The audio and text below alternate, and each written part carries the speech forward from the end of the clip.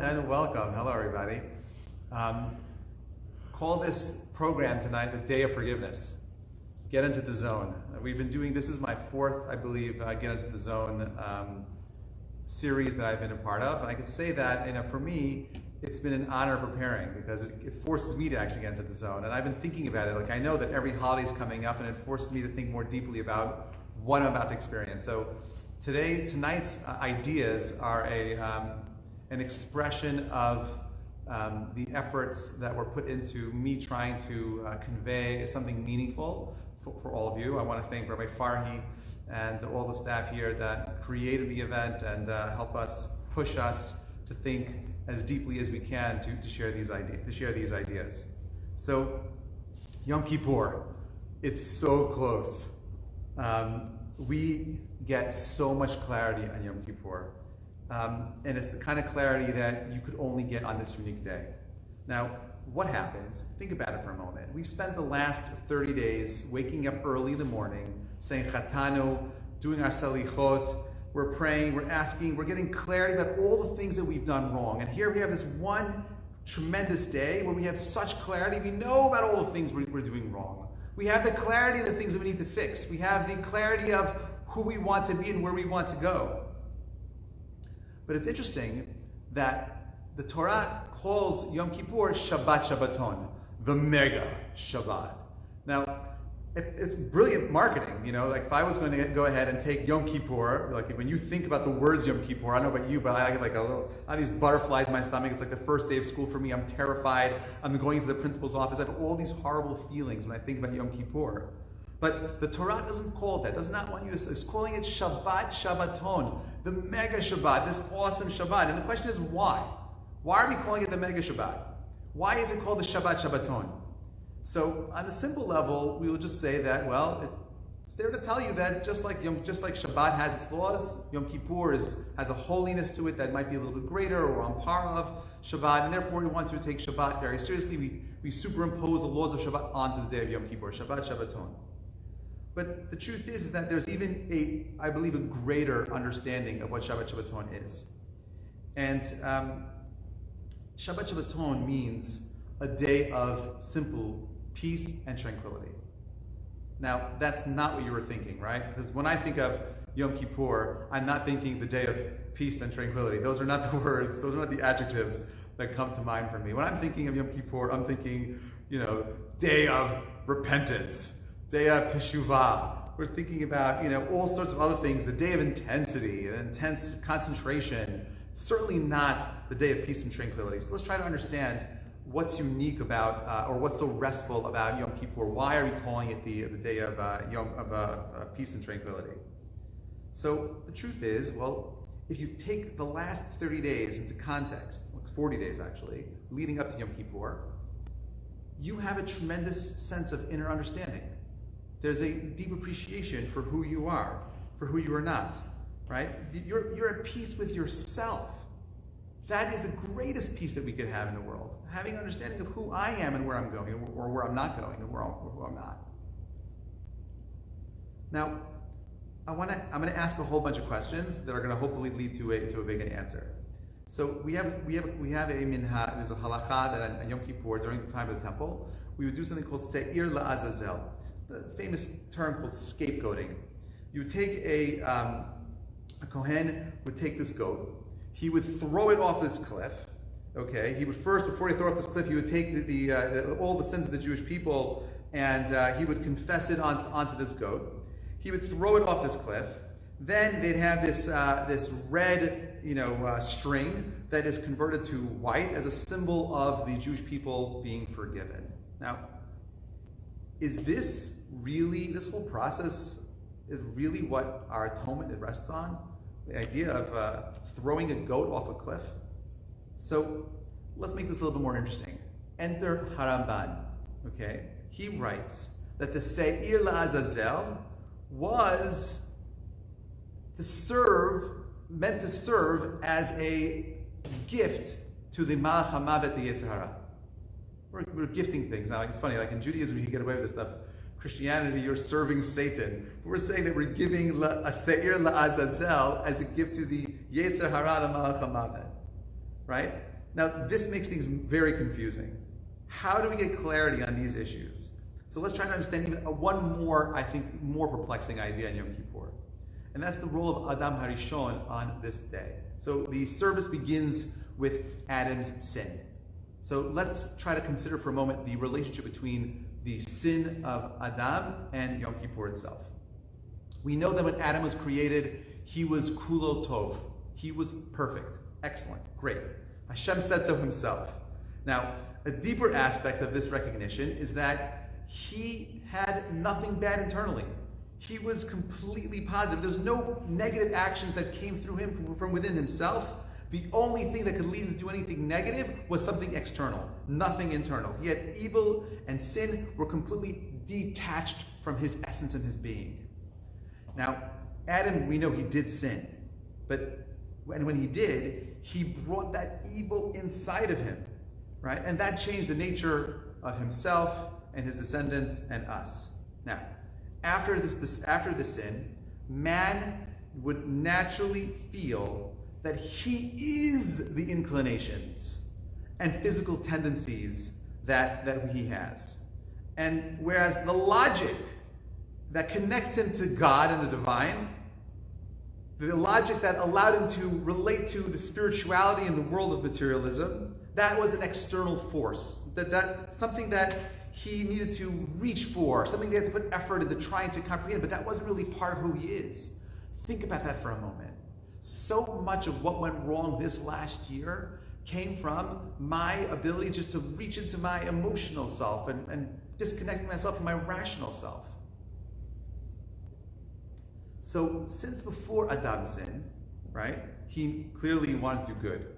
And the question is, how can he make a bad choice? How could Adam, this most perfect being, close to God, standing in the garden, how does he make a mistake? How does he go ahead and sin?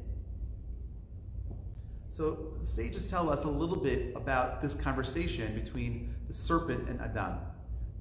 And it goes like this. The serpent says to Adam, think about it for a moment. Why were you created? The whole purpose of creation is for God to give you good. You understand, Adam, that any reward could only be deserving is if you worked for it. If you put in the effort, the time, the energy. You pushed yourself to get that reward. You can't merit reward if it was just given to you. If you never have to try. Where's the reward in that? So the snake is giving him a work ethic argument, right? If you were created with all good and no bad drive, then how could you get such a great reward? So he said, wouldn't it make more sense for you to have something that challenges God's will and then overcome that? Wouldn't that give you greatness, a higher or even greater level of greatness? And this was the snake's argument. And this is how he convinced Adam to actually eat from this Eitz Hadat Tov Hara. He says to him, if you want to become closer, you got to take a step back. You got to fall. You have to internalize. There has to be a struggle. There has to be something within you that creates some kind of confusion, making those good choices all the more honorable to God. And this is how Adam sins. So now, what was so bad about that? I mean, the Nachash wasn't lying. That's a sound argument. He's making a great point over here. So why was this considered a sin? Why is it that when Adam actually goes ahead and he eats from the Eitz Hadat, he eats from the tree, why is he punished for it? His intentions were so noble. He wants to grow. He doesn't want to have the na'amad ksufah, the bread of shame, the idea of someone just giving you a handout. He understands that. We understand that. We appreciate the people in life that work hard, not the people that got handouts. We appreciate that. This was Adam's argument. Why is he punished for it? Well, I think on the simple level, the simple answer, because this is a very deep conversation, is that Adam didn't understand how difficult it would be to go ahead and access divine spirituality closest to God as a result of internalizing it. I don't think he understood the force of which he would be pulled to the opposite direction.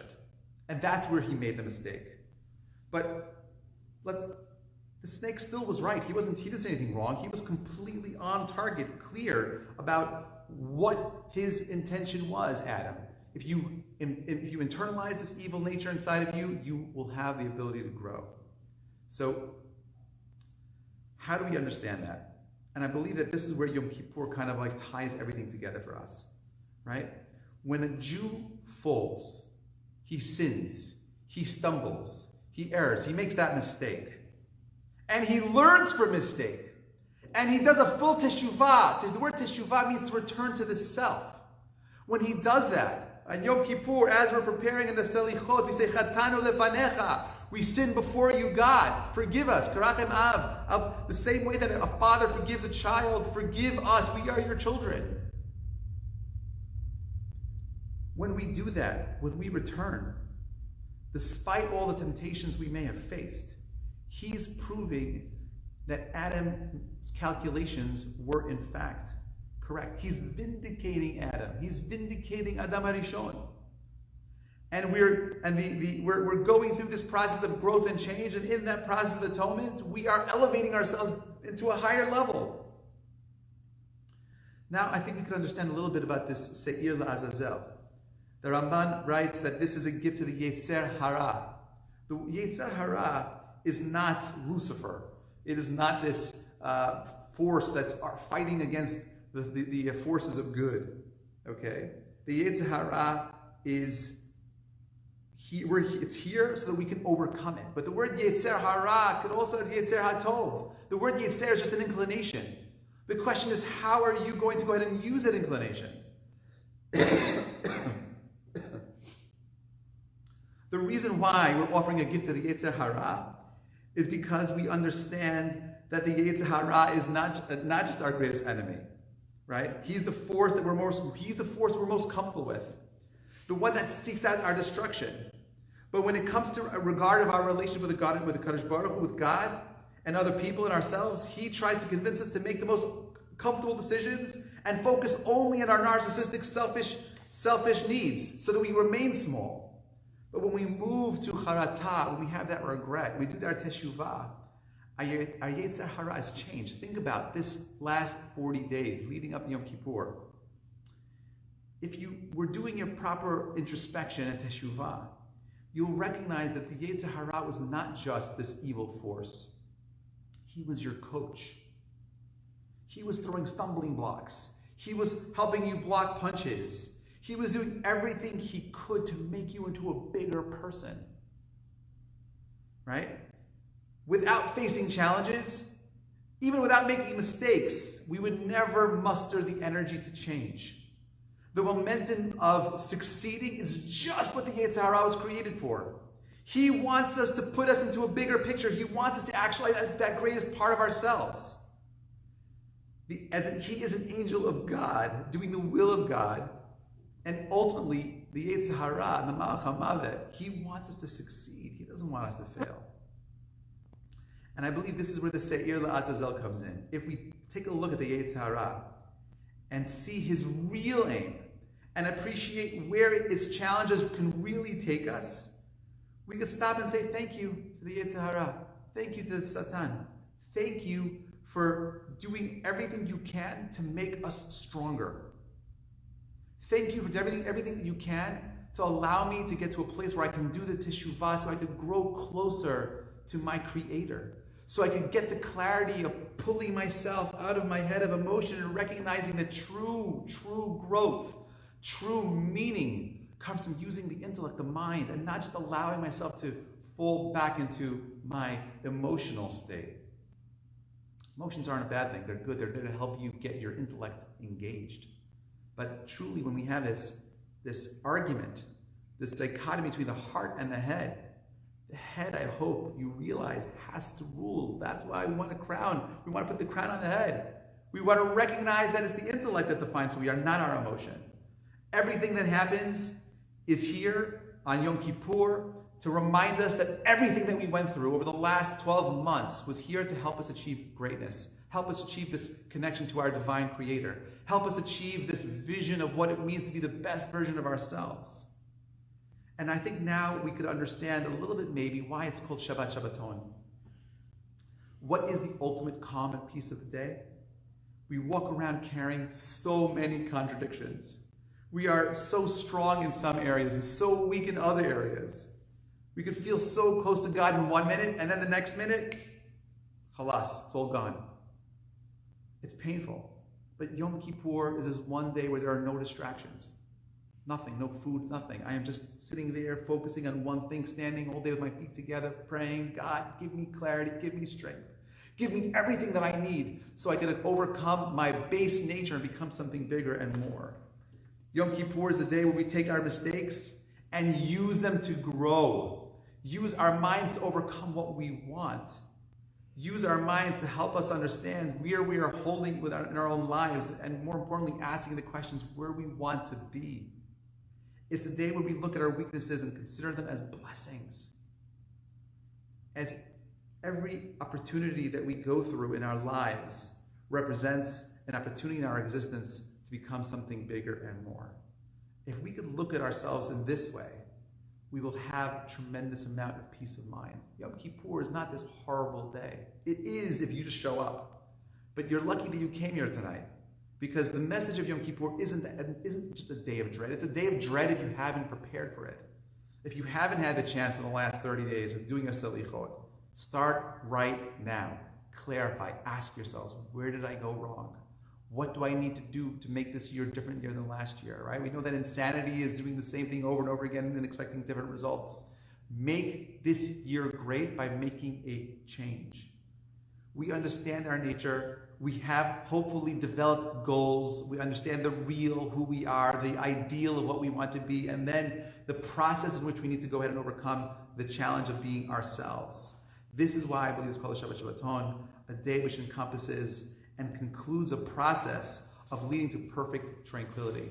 May we be blessed with a year of happiness, a year of growth, a year of understanding, a year of hatzlacha and parnasa, a year where we're able to recognize that the challenges that we face are just unique opportunities for growth. There is no bad in the world. Ein rava olam. There is no bad. There's nothing negative in the world. It's just how I relate to it. We should have that clarity. We should use this Yom Kippur to grow. We should be dancing together, God willing, in Yerushalayim, hand in hand, closely huddled together, not worrying about viruses, but smiling with open arms, standing in our holy land. Thank you so much, everyone. Gumar Chetima Tova.